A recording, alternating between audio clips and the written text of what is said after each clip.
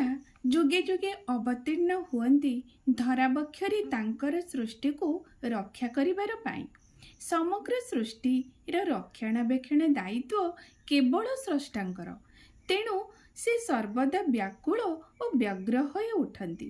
ସୃଷ୍ଟିର ପ୍ରୟୋଜନୀୟତା ଅନୁସାରେ ସେ ଆସନ୍ତି ସମସ୍ତଙ୍କ ଗହଣରେ। ଏ ଧରାବକ୍ଷରେ ସେ ଆସିଥିଲେ ମତ୍ସ୍ୟ, କୁର୍ମ, ବରାହ, ନୃସିଂହ, ବାମନ, ରାମ, କୃଷ୍ଣ, ବୁଦ୍ଧ, ଯୀଶୁ, ମହମ୍ମଦ, ଶ୍ରୀ ଚୈତନ୍ୟ ଓ ରାମକୃଷ୍ଣ ପରମହଂସଙ୍କ ରୂପରେ।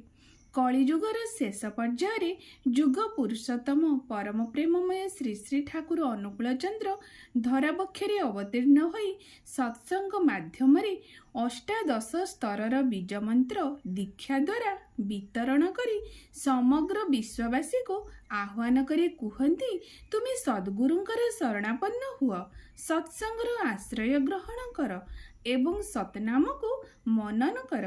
ମୁଁ ନିଶ୍ଚୟ କରି କହୁଛି, ତୁମର ଉନ୍ନୟନ ପାଇଁ ଆଉ ତୁମକୁ ଭାବିବାକୁ ପଡ଼ିବନି। ଜୟ ଗୁରୁ।